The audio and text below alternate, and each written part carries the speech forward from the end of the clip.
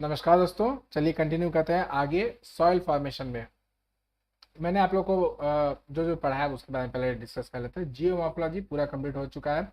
उसके बाद हम लोगों ने ओशनोग्राफी देखा था, उसके बाद हम लोगों ने क्लाइमेटोलॉजी देखा था। क्लाइमेटोलॉजी लास्ट आपका जो वीडियो हुआ था 22nd of the geography lecture का, जो सेकंड 22nd जो लेक्चर था वो क्लाइमेटोलॉजी को फिनिश करता है, खत्म करता है प्रेसिपिटेशन पे। ओके, अब हम लोग आगे सॉइल फॉर्मेशन पे। सॉइल फॉर्मेशन एक्चुअली जियोमॉर्फोलॉजी का सेक्शन है, ठीक है, जियोमॉर्फोलॉजी का सेक्शन है। लेकिन अगर आप लोग को जियोमॉर्फोलॉजी आपने देखी होगी, जियोमॉर्फोलॉजी का आपने सारे वीडियोस देखे होंगे, तो उसमें मैंने जियोमॉर्फिक प्रोसेसेस में ये सेक्शन बताया था कि हम लोग एंडोजेनिक प्रोसेसेस को अभी लेंगे और सॉइल फॉर्मेशन या उससे रिलेटेड जो वेदरिंग एंड इरोजन वाला पार्ट है वो हम लोग लेंगे। एक्सोजेनिक प्रोसेस जो होगा वो बाद में लेंगे, in the during the time of Indian geography हम लोग स्टार्ट करेंगे। तो राइट नाउ अब हम लोग क्लाइमेटोलॉजी के बाद स्टार्ट करने वाले हैं इंडियन ज्योग्राफी को। लेकिन इंडियन ज्योग्राफी से पहले इंपॉर्टेंट है सॉइल फॉर्मेशन, और ये सारे के प्रोसेस वगैरह भी आपके कंप्लीट हो जाए, इरोजन वेदरिंग वगैरह कॉन्सेप्ट वगैरह कंप्लीट हो जाए। बिकॉज अब हम लोग जो इंडिया के पर्सपेक्टिव में पढ़ेंगे तो इंडिया का सॉइल, क्लाइमेट, मानसून, यही सब हम लोग पढ़ने वाले हैं, ठीक है। तो बेटर है कि वो सारा चीज़ यहाँ पे पूरा कंप्लीट कर लिया जाए, उसके बाद ही हम लोग इंडियन ज्योग्राफी के ऊपर पूरी तरीके से जंप आउट करें, ठीक है। इसीलिए सॉइल फॉर्मेशन को कंप्लीट किया जा रहा है। होप कर रहा है समझ में आ रहा है कि होप कर रहा हूँ कि आप लोगों को समझ में आ रहा है कि जियोमॉर्फोलॉजी का सेक्शन हम लोग यहाँ पे क्यों ले रहे हैं, क्योंकि मैंने ऑलरेडी जियोमॉर्फोलॉजी की वीडियो में कहा था कि भाई सॉइल फॉर्मेशन हम लोग उस समय पढ़ाएंगे। ओके, चलिए फटाफट से स्टार्ट करते हैं। Factor that influence soil formation. UPSC ने क्वेश्चन पूछा मेंस के अंदर कि भाई factors that influence the soil formation या सॉइल फॉर्मेशन प्रोसेस को इन्फ्लुएंस करने वाले फैक्टर्स कौन कौन से हैं। इनफैक्ट बहुत सारे टीचर्स ने सेम क्वेश्चन उसी साल कॉपी पेस्ट कर लिया, किसी ने एक साल आगे से कर दिया, ठीक है।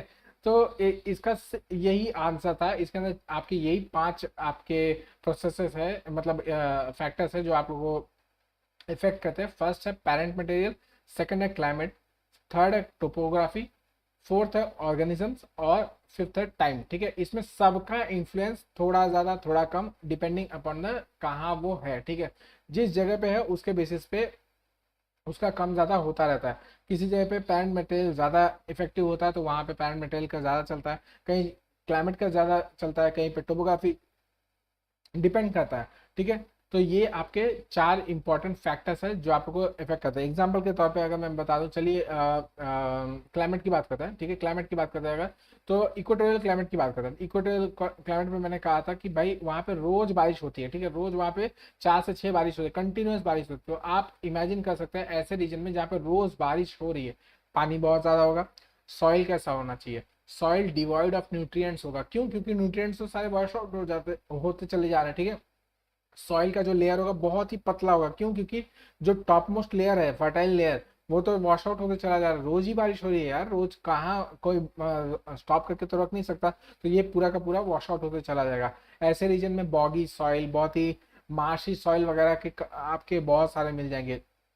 इनफैक्ट जो सॉइल रहेंगे वो काफ़ी हार्ड रहेंगे और very good for the plantation of evergreen forest वगैरह के ही सिर्फ प्लांटेशन हो सकते हैं। उसके सिवाय अगर आप लोग कट डाउन करते हैं तो जो एवरग्रीन फॉरेस्ट में जो जंगली पेड़ हैं, जैसे कि आपका ऑलिव ऑयल बोला, palm oil, sorry, palm oil है, कॉफ़ी के प्लांट्स वगैरह हैं, ये सब उगाए जा सकते हैं।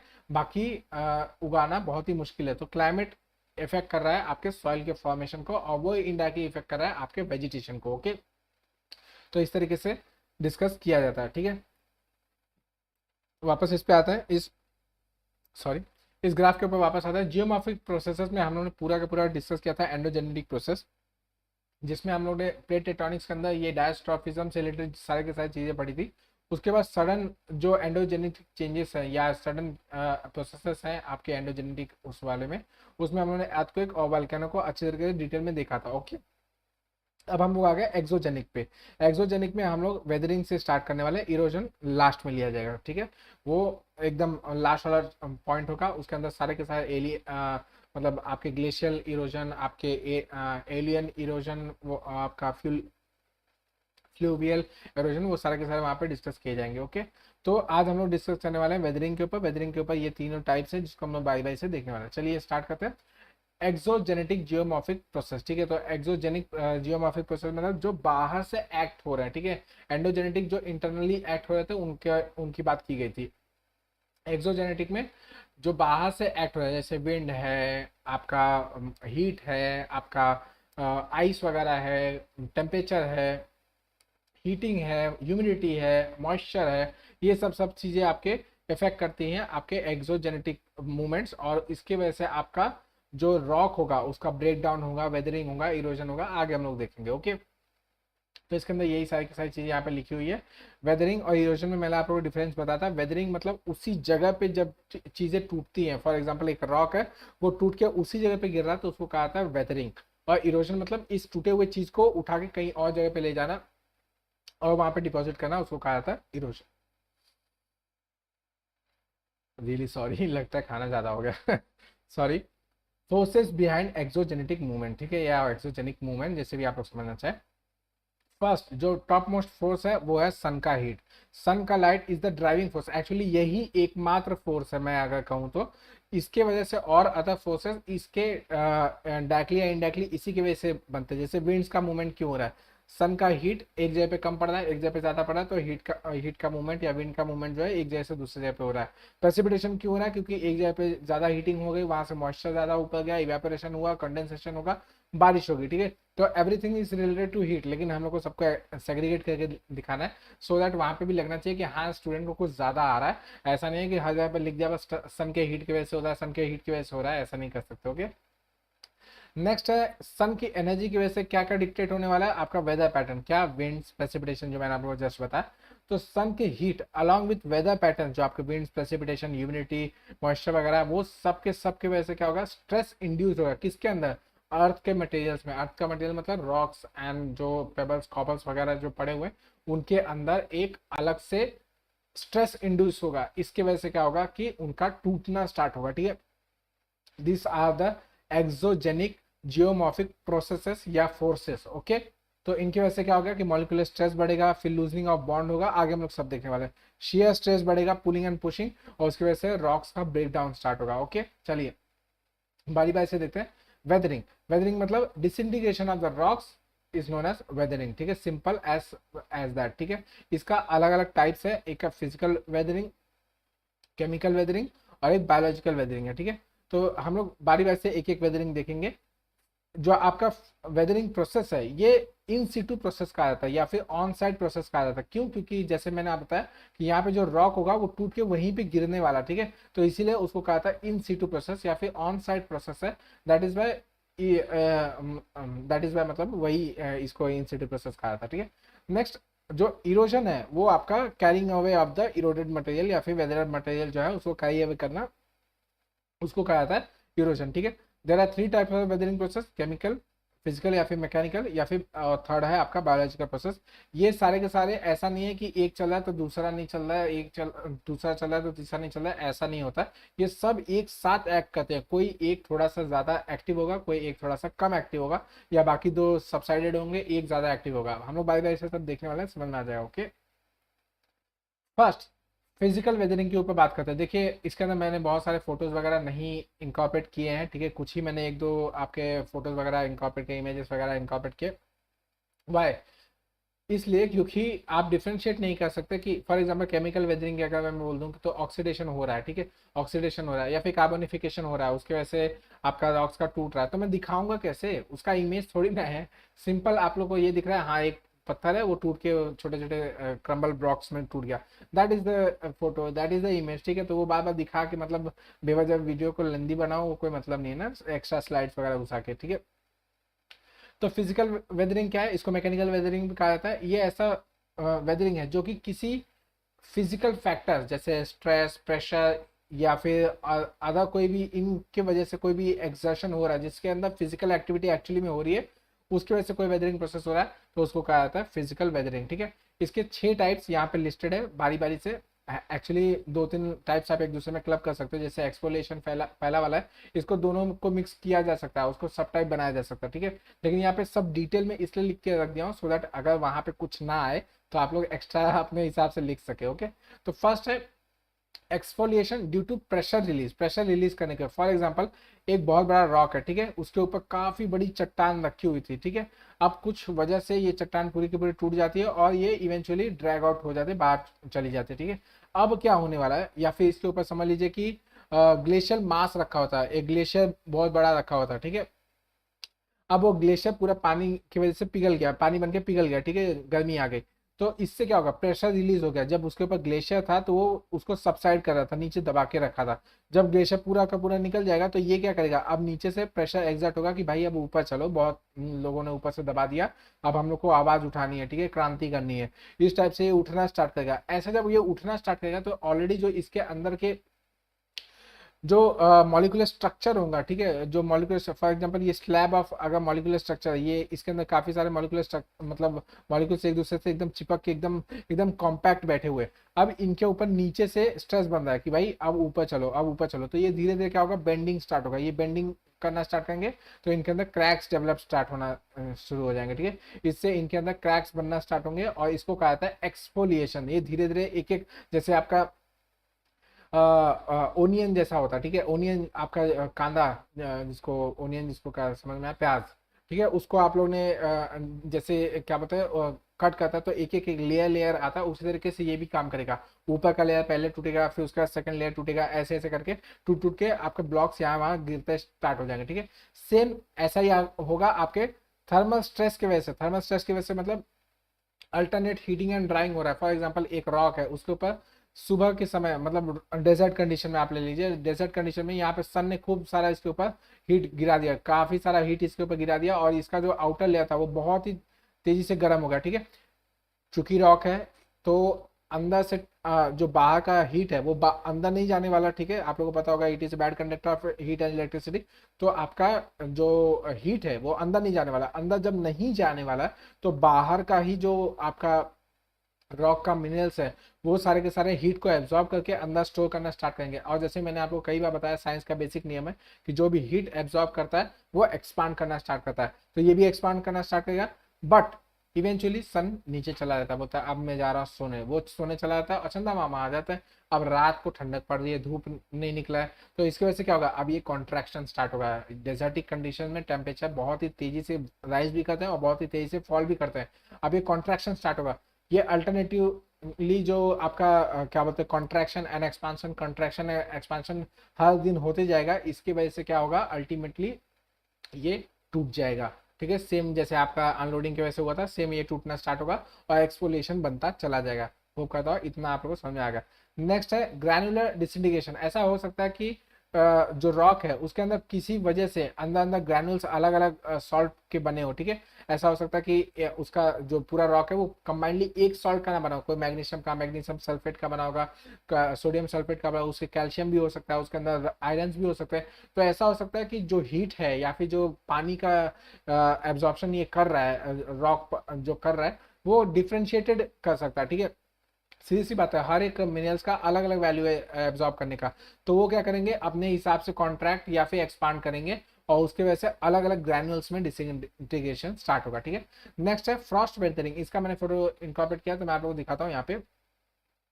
देखिए इस तरीके से फ्रॉस्ट वेदरिंग, इसमें क्या होगा कि ये ठंडे रीजन का बात हो रहा है। यहाँ पे पानी कलेक्ट हो गया, ठीक है, आपका किसी क्रैक्स वगैरह में, क्रिवाइसिस के अंदर पानी जमा हो गया और फिर उसके बाद ठंडक पड़ती है तो ये बर्फ बन जाता है। अब बर्फ बन गया तो ये नेचुरली उसका वॉल्यूम इंक्रीज होने वाला है, वो एक्सपांड करने वाला है। तो ये क्या करेगा, आसपास के रॉक्स वगैरह को तोड़ने का काम करेगा और कुछ इस तरीके से डिसइंटीग्रेट करके अलग अलग बोल्डर्स वगैरह में फॉर्म कर देगा, ठीक है। This is known as frost weathering. एक जो आपको अभी मैंने सन वाला दिखाया वो यहाँ पे आप लोग देख सकते हैं। सन का पहले इंसोलेशन सुबह सुबह पड़ा, फिर उसके तो यहाँ पे एक्सपांशन हुआ, उसके बाद कॉन्ट्रैक्शन हुआ, उसके बाद फिर एक्सपांशन कॉन्ट्रैक्शन, ये टूटना स्टार्ट होगा और फिर एक नया छोटा सा रॉक बन जाएगा, ठीक है, उससे छोटा हो जाएगा, ठीक है। नेक्स्ट है सॉल्ट वेदरिंग। जैसे मैंने आप लोगों को बताया कि मिनरल्स अलग अलग होंगे तो वो भी अलग अलग लेयर्स का एब्जॉर्प्शन करने वाले हैं, हीट एंड वाटर का। सेम वही आपका सॉल्ट वेदरिंग में भी होने वाला है। जो सॉल्ट्स हैं, आपका मैग्नीशियम सल्फाइड, आपके कैल्शियम सल्फाइड, ये सब जो रहेंगे वो अलग अलग लेवल के एब्जॉर्प्शन करेंगे, अलग अलग लेवल से एक्सपांड या कॉन्ट्रैक्ट करेंगे और टूट जाएंगे। मास वेस्टिंग, ये क्या होता है, landslides are the example of mass wasting. ठीक है, इसमें क्या हो रहा है, बड़ी तादाद में बहुत ही हैवी क्या बोलते हैं फिजिकल मूवमेंट हो रहा है पूरे के पूरे लैंड का। ठीक है, पूरा लैंड मास एक साथ टूट के चला आ रहा है, दैट इज नोन एज आपका मास वेस्टिंग। ओके, लैंडस्लाइड वगैरह सुना ही होगा आप लोगों ने। ठीक है, नेक्स्ट केमिकल वेदरिंग। देखिए यूपीएससी ऐसा क्वेश्चन अभी तक तो कभी बनाया नहीं है, लेकिन मे भी ऐसा बना सकता है कि हर एक वेदरिंग को पकड़ के कि उसके डिटेल्स में बताइए। तो एक एक आप लोग ने सारे के सारे लिए, उसको थोड़ा सा थोड़ा एक्सप्लेन किया, आगे बढ़े गए। ठीक है, सबको एकदम डीप में जा जाके अगर एक्सप्लेन करने जाएंगे तो कुछ भी नहीं मार्क्स मिलने वाला। सब समझ जाएगा एग्जामिनर कि आप सिर्फ और सिर्फ फेंक रहे हैं, बेवजह का चीजें उसके अंदर लिख रहे हैं। तो बेटर है कि सारे आप लोग कोशिश कीजिएगा कि सारे के साथ थीम पता हो और कॉन्सेप्ट जो उनसे रिलेटेड है वो आप लोग को पता हो, सो दैट आप लोग उसको आंसर कर पाए कि भाई ऐसे हो रहा है वैसे हो रहा है। ओके, फर्स्ट है केमिकल वेदरिंग में नेचुरल डिसोल्यूशन। नेचुरल डिसोल्यूशन मतलब बारिश हो गई। ओके, रॉक पार्टिकल्स के अंदर ऐसा कुछ आपका कुछ क्या बोलते हैं चीजें थी जो कि एक्चुअली डिसॉल्व हो सकती है। जैसे कि आप लोग को मैंने दिखाया था अभी कुछ दिन पहले डीएनए में ही दिखाया था कि सॉल्ट आपके जमीन के ऊपर तैरने लगता है। ठीक है, सॉल्ट्स आ जाते हैं एक्सेसिव इरिगेशन की वजह से। तो उससे क्या हो रहा है, जब सॉल्ट्स जब ज्यादा आ जाएंगे तो उनसे क्या होगा कि आप बारिश हुआ तो सॉल्ट उसके अंदर डिजोल्व होकर बाहर चले जाएंगे। This is known as one type of natural dissolution. इसी तरीके से आपके रॉक्स वगैरह में भी होता है, उनके अंदर जो सॉल्ट्स होंगे वो अपने साथ पानी के साथ बह के चले जाएंगे। ठीक है, इसको कहते हैं natural dissolution. Next solution weathering, ये इसका बेस्ट एग्जांपल है आपका कार्बोनिफिकेशन या कार्बोनाइजेशन। ये जो सेकंड वाला है वो इसका बेस्ट एग्जांपल। ये हम लोग कास्ट टोपोग्राफी में देखेंगे। कास्ट टोपोग्राफी में यहाँ पे हम लोग सिर्फ नाम समझ के रख लीजिएगा। कास्ट रीजन ऐसा रीजन होता है जहाँ पे लाइमस्टोन की बड़ी बड़ी क्या बोलते हैं, मतलब किलोमीटर्स एंड किलोमीटर्स में लाइमस्टोन ही लाइमस्टोन होता है। ठीक है, तो ऐसे जगह पे अगर बारिश के अंदर कार्बन डाइऑक्साइड ऐड हो जाता है तो ये कार्बोनिक एसिड बनाता है। और लाइमस्टोन चूंकि कैल्शियम कार्बोनेट CaCO3 है। ठीक है, तो ये क्या करता है, कार्बन डाइऑक्साइड इसके कार्बोनिक एसिड से रिएक्ट करके और कैल्शियम को डी इरोड करना स्टार्ट करता है, खड्डा बनाना स्टार्ट करता है। ठीक है, तो इसको कहा जाता है सोल्यूशन वेदरिंग या कार्बोनाइजेशन कहा जाता है। ठीक है, होप करता हूं आप लोग समझ में आ रहा है। ना समझ में आए तो कोई बात नहीं, कास्ट रीजन में हम लोग बहुत डिटेल में अच्छी तरीके से समझने वाले हैं, तो वहाँ पे अच्छी तरीके से सारा कॉन्सेप्ट क्लियर हो जाएगा।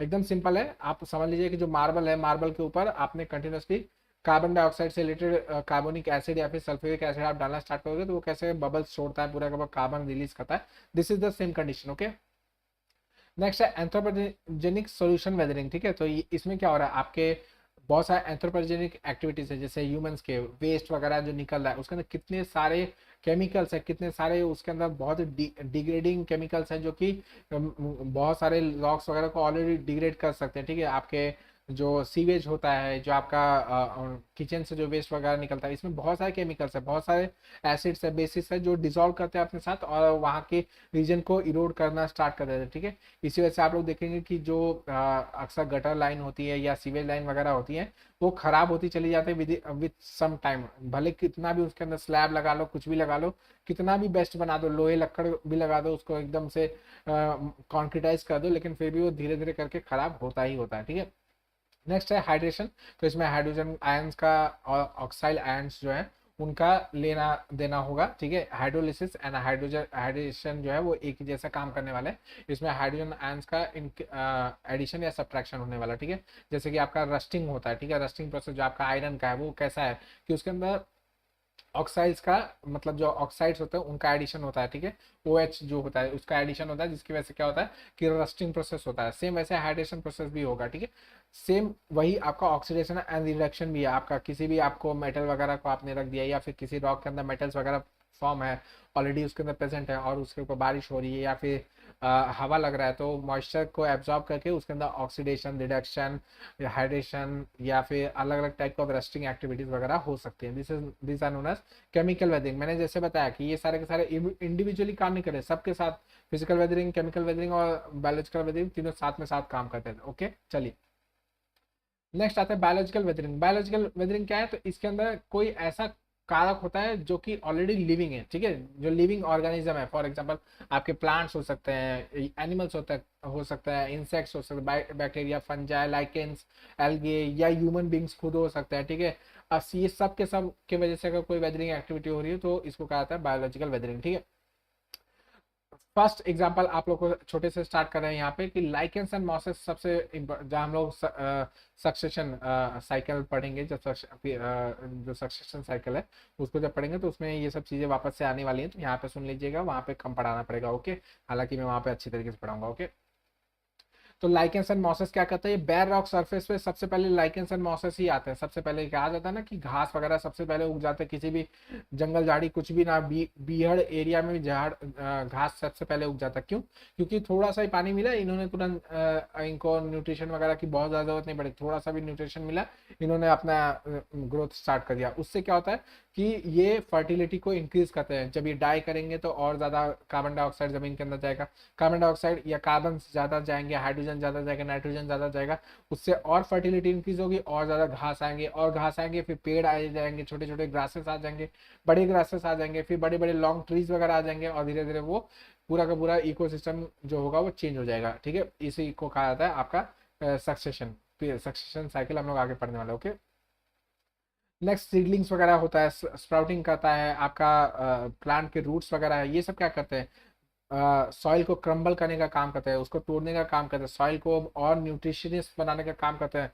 या फिर आप अगर दाल वगैरह लेग्यूमिनस प्लांट्स वगैरह को देखेंगे तो वो क्या करते हैं कि सॉइल को एनरिच करते हैं, उसके अंदर नाइट्रोजन का एडिशन करते हैं और उसको और अच्छा बनाते हैं। ठीक है, ये सब चीज़ें आप लोग को पता होनी चाहिए। ओके, नेक्स्ट है बरोइंग और वेजिंग करते हैं जो organism like animals, sorry rodents, earthworms and ants वगैरह, ये सब क्या करते हैं, ये सब वेजिंग कर रहे हैं, बरोइंग कर रहे हैं, तो नीचे का गंदगी गंदा मिट्टी ऊपर लेके आ रहा है, या ऊपर का अच्छा मिट्टी नीचे लेके जा रहा है। इस तरीके से वो क्या बोलते हैं, बायोलॉजिकल वेदरिंग में काम कर रहे हैं और उसको एनहांस करने की कोशिश कर रहे हैं। नेक्स्ट है प्लांट और एनिमल मैटर्स के डीके होने की वजह से भी आपके humic acid, carbonic acid, other type of acids वगैरह रिलीज होते हैं, जो कि सीधे सीधे सॉइल के अंदर चले जाते हैं और वो सॉइल के फर्टिलिटी को एनहांस करने की कोशिश करता है। ठीक है, ये सारे के सारे हो गए आपके बायोलॉजिकल वेदरिंग के अंदर, बहुत डीप में जाने की जरूरत नहीं है, मेन कॉन्सेप्ट है। कॉन्सेप्ट अगर समझ में आ गया तो लाइफ जिंगा लाला हो ही जाएगा ऑटोमेटिकली। ठीक है, तो होप करता हूँ मैं अच्छे तरीके से समझा पाया आप लोगों को ये सारा का सारा कॉन्सेप्ट। चलिए नेक्स्ट वीडियो में नेक्स्ट आगे का पढ़ेंगे। ओके,